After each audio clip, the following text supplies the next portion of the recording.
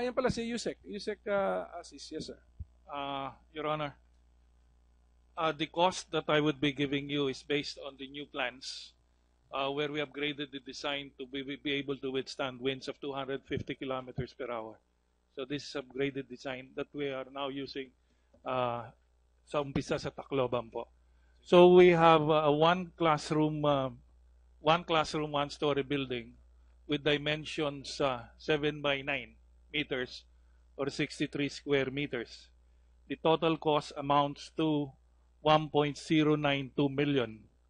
1.092 million, and that would translate to a unit cost of 14,278 pesos per square meter. We also have a two-classroom design, one story. The total cost is 1.97 million, which translates to a unit cost of 12,878 pesos per square meter. We likewise have a three-classroom design, one story, with a total cost of 2.865 million, giving us a unit cost of 12,484 pesos per square meter. We have a four-classroom design, one story, with a cost of 3.76 million, translated into a unit cost of 12,290 pesos per square meter. And finally, we have a five-classroom, one-story building with a total cost of 4.566 million, or a unit cost of 11,937 per square meter.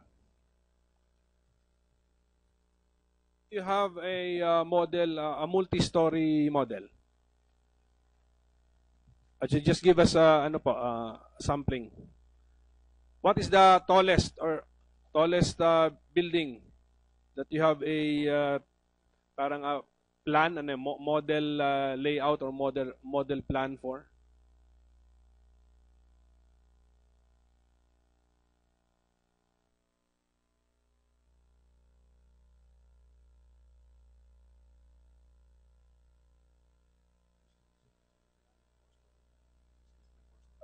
These are not school buildings, Your Honor. We have, upon request of some agencies, we do help them in the design, estimating, and construction of their buildings. An example here is the construction of the four-story Civil Service Commission Resource Center building. The total cost is 132.95 million, Your Honor. And it has a floor area of 3,800 square meters, or a unit cost of about 35,000 pesos per square meter.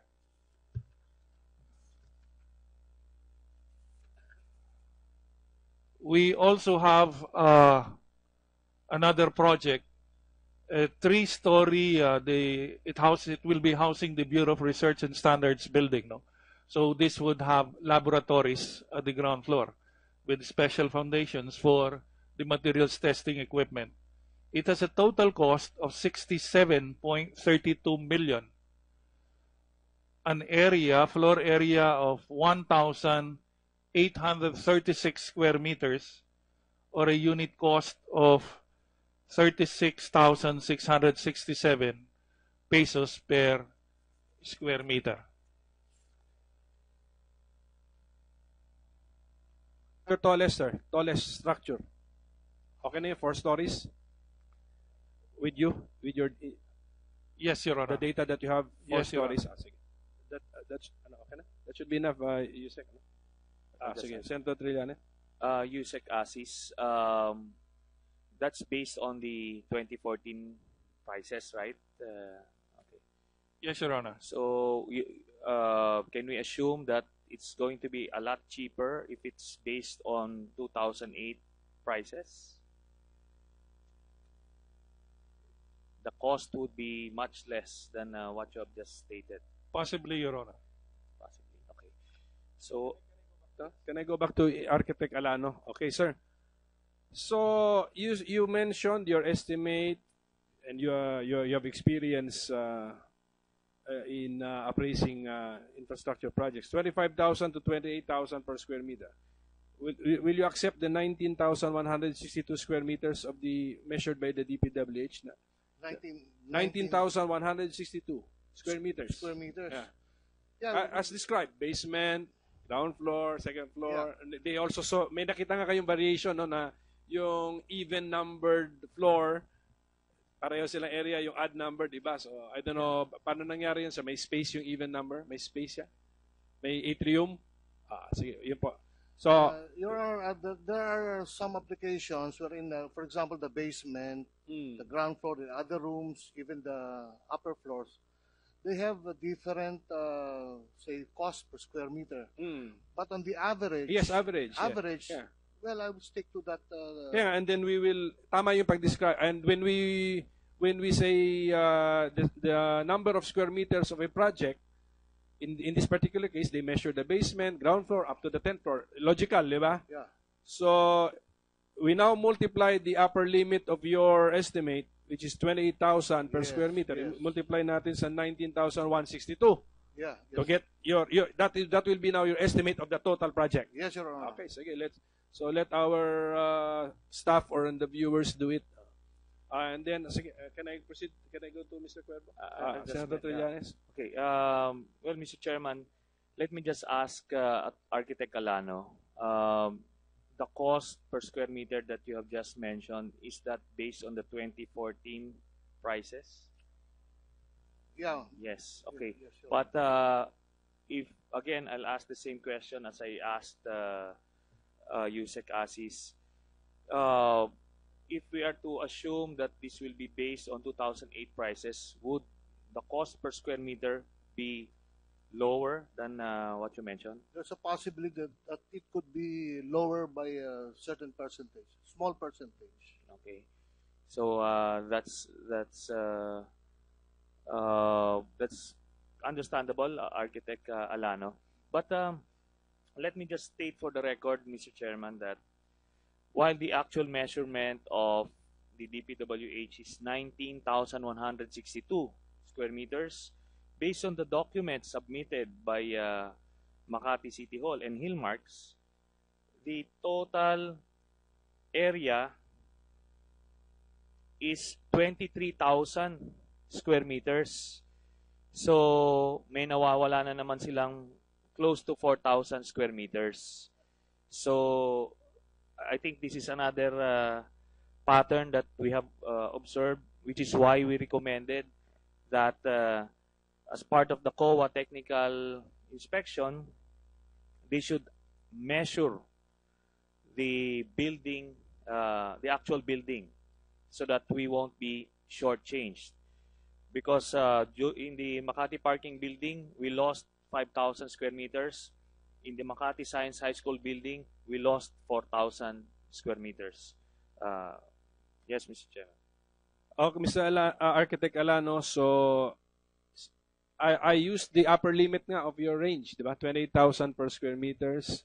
We used the lower figure of the DPWH of 19,162 square meters. We arrive at the total cost for the project per your estimate, 536 million. Yes, Your Okay. Honor. And if we use now your upper limit of 28,000 per square meter and the declared area, total area of 23,000 square meters, we multiplied, we have the cost is 644 million pesos. Yeah, more. So range din, lagyan na rin natin ang range yung estimate mo. Ang estimate mo is 536 million pesos to 644 million pesos. Do you accept that, Architect Alano, as your estimate of the total cost of the Makati Science High School building? Yes, Your Honor. So, okay. Mr. Chairman, one question. Architect Alano, would the range of the cost per square meter include the contractor's profit? Yes, Your Honor. Okay. So, para maliwanag lang na yung binigay na presyo ay may kita na yung kontratista. Okay, sige. Thank you. And again, these are based on the prevailing prices. Yes, Your Honor. Prevailing pa yon, prevailing, and then upper limit pa yung ginamit ko. Yes, right? Your Honor. Can we now go to Mr. Cuervo, who's really in this line of business of appraising infrastructure projects? So can you give us your impressions, sir? Okay, in first computing the floor area of the building, I just received yesterday the JPEG file, but even if you zoom in, you can't. It's not legible, no. However, from Google Map, we know that the dimensions of the building is 30 by 70. This is outer surface, no, from outer surface to outer surface. That gives you a gross floor area per floor of 2,100 square meters. Now, I just deduct the open spaces now from 2,100 for every floor going down. So I gave it full area for the ground floor and the basement. And then as we go higher, we remove all these spaces that are open. I arrived a little more than 20,000 per square, including the building that there is on the roof deck. That is the, I think that's elevator motor. What did you arrive at, sir? 20,000. And Is it the pesos or the area? Square meters, square meters. The area, the Yes, area. gross floor area. Okay, I'm gross talking about floor the gross area floor would area. be A little above 20,000 square meters. 20,000 square meters. Okay. Now, well, this is very rough, no? Computation. So I'm sure if you have AutoCAD, you could come up with a more accurate computation, maybe 19,000 is a more accurate number. And now, in my appraisal, considering, well, the auditorium is not finished and where there is no sewage treatment plant, no? I didn't deduct any cost for curing because like what was observed, the exit doors are opening the opposite direction. So if there's a, let's say, earthquake, it's going to be a fire trap, because it opens backwards when it's supposed to be pushed out. All the doors are in the opposite direction. On the ground floor where all the stairs end, rushing out to the common area, you have to pull back. So that has to be cured. I did not deduct the cost for curing. And then another, I think, I was observed, architect, the steps are too high for a high school. It's 8 inches. It should be 7. So the design of the stairs is also defective. But anyway, that thing you can't cure anymore. Now the reason the heat in the upper floors is because there's no ventilation. So the heat is all cut, inside. Plus, the ceiling fan is not a good idea because the hot air just goes down again. It's better to put exhaust fans. So these are, ventilation. I did not put any cost for curing or depreciation. My values are as of end of 2013. Now, I came up with an appraisal market value for the whole building of 489 million. That comes out to about 24,000 pesos per square. That's all, Your Honor. Thank you, Mr. Cuervo.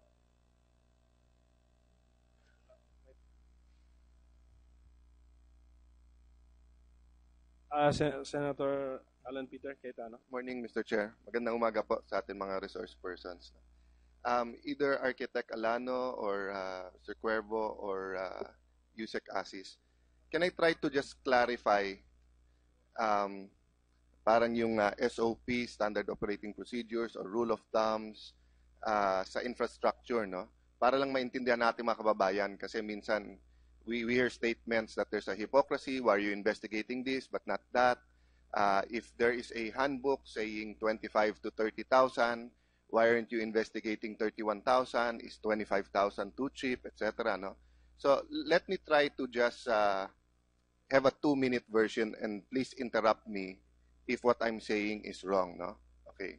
Unang-una, for every specific type, no, sa bawat tipo ng building o structure, meron kang ballpark figure kung magkano or meron kang rule of thumb. No? So pag sinabi kong one-story building ng classroom, more or less masasabi mo kung, sir, between 250,000 yan to 500,000. But if I say that it's a multi-level building, ibig sabihin mas matibay yung foundation, you can say, ay sir, mas mahal yan kasi yung foundation at saka yung structure, no? So, let's say it's 500,000 to 1 million. Pero pag umabot ka ng 5 floors, magbabago din po dahil meron pong elevator, no? So, iba na rin yung structure noon at pagpapaayos. Then, when you go to, ang sabi sa akin ng ibang architects na kaibigan ko, pag more than 15 floors, magbabago na naman yung presyo, no? So far, what I've been saying is correct. I see people nodding, no? So, let the record reflect, no, that they are agreeing. Okay. So, but because of dahil po sa mga design, no? Anong klaseng materyales ang gagamitin, saan ito gagawin, there can be variances, no? For example, sabi ni Secretary Singson in the ICC hearing, no? Ang prices ng DPWH per region. Kasi pwedeng ang semento dito sa Metro Manila is what? 100, magkano na ba ngayon na Yusek Asis, more or less? 100, less than 200 pesos o mga 200, o mga 200, no? But pwedeng merong probinsya na dahil ibabarko pa, tapos may double handling, ibig sabihin, palipat-lip yung magdadala doon, no? Pwedeng 220 o 250 yung semento doon, no? So meaning, yung variances na to, 5%, 3%, mapapaliwanag, no? Next point, no? Halimbawa, malambot yung lupa pag sinoil test o kaya kailangan ng yung sinasabi nilang pilings, no? Kahit yon, may rule of thumb ka pa rin, may ballpark ka pa rin. No? Meaning, if I go to Architect Alano and say na, sir, tama ba yung sinabi ng architect ko na kung dito ko gagawin yung building ko, 4 floors, 5 floors, ang presyo 50,000.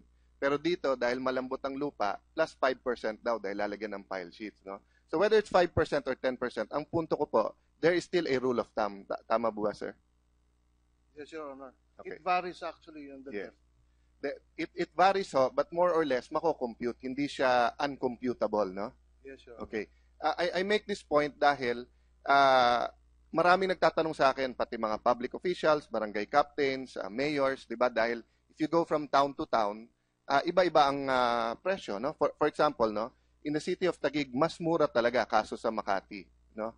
Pero lahat ng classrooms namin na bago, lahat air condition. So syempre, iba yung presyo mo ng do you call it mechanical ba? Where the electrical is put because mas mabigat ang load dahil meron kang aircon. But it's still much cheaper than yung mga ginagawa sa Makati. So this is my point, no? Kung ang difference 5, 10, 15%, pinapapaliwanag ng COA yan habang ino-audit, di ba? And as long as it's within the ABC o yung estimate ng agency.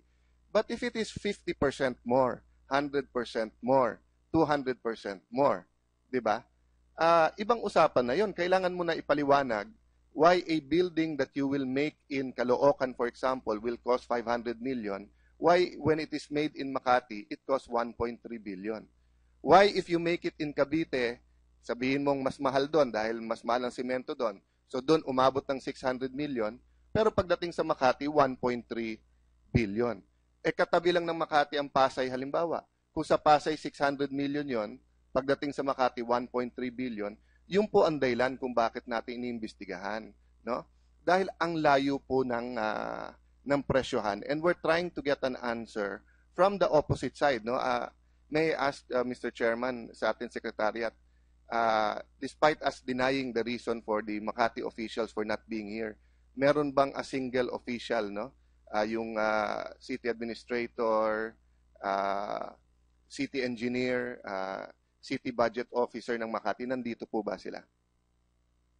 They are not here. We issued the subpoena for the city administrator late yesterday. Although he gave me a verbal commitment last Saturday that they would all attend today's hearing. But they sent word yesterday that they could not attend. So, sayang po. So, we will have to, in that case, we will have to resort to the subpoena. We will have to not rely on verbal assurances that they will appear. Well, for the record, Mr. Chairman, hindi natin kasalanan kung one-sided yung testimony. First of all, hindi sila nag-attend, so hindi sila makasagot.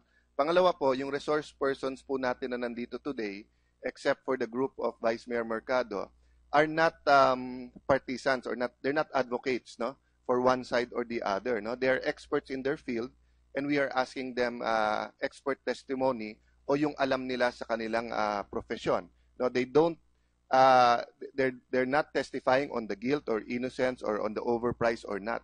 They're simply stating in their professional opinion kung magkano ito. So maririnig ko na naman sa radyo in the next few days sa BBC, sa Binay Broadcasting Corporation na kita mo one-sided, kita nyo dinidikdik ang Makati, but they're not here to answer. If they were here, and if Mayor Junjun Binay can answer, bakit may certification siya na 100% complete, samantalang nung tinignan yung 8, 9, and 10th floor, specifically 9th and 10th floor, hindi pa ito tapos. Unless kung ang definition ng Makati is 100% complete, is even if the building is not yet complete, may bayaran na, 100% na sa kanila yon, di ba? But how can they answer where they're not here? Lastly, Mr. Chair, they have allies in the Senate. It is not our fault if they are not here to grill the witnesses, no? I am not grilling Mr. Cuervo because Mr. Cuervo also estimated the price of Hacienda Binay. And the Binay Law Office themselves said that they believe in the estimates of Mr. Cuervo and they would not have given it to Mr. Chu if they don't believe in it. So I cannot tell Mr. Cuervo, pagka Binay ang estimate, I will not believe you. Pagka yung Makati building, I will believe you, no?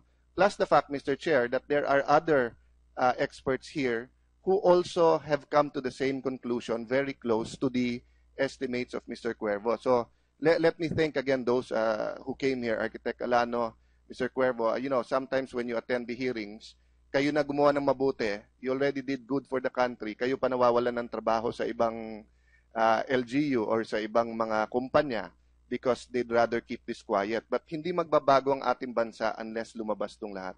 So Mr. Chair, may I just reiterate, no, whether we have a subpoena or not. The Makati people, the group of Vice President is welcome to answer. But they have to be here and they have to do it under oath and it should be personal knowledge. Kung magpapadala lang ng spokesman na wala namang personal knowledge, sasabihin naman, hindi ako engineer nun, or hindi ko alam yung presyong yan, useless lang po. But if they will send the people who know, they are most welcome to testify here, Mr. Chair. And since Senator Trillanes showed us a document signed by Engineer Badillo, Mayor Junjun Binay, and another person, we will subpoena those three personalities who signed the document to attend our next hearing. Dennis Kakilala, the project inspector of the CPMO, OIC City Engineer Mario Badillo, and of course City Mayor Jejomar Erwin S. Binay Jr. And also subpoena the city administrator who gave me the promise that they will be attending today's hearing during the ocular. I'll just add Senator something. Trillanes. Mr. Chairman, I think this certificate of completion is necessary for the release of the payment. I think this is the primary purpose of this, and this can be validated by. COA Chair, ma'am, in your audit, do you look for that certificate of completion?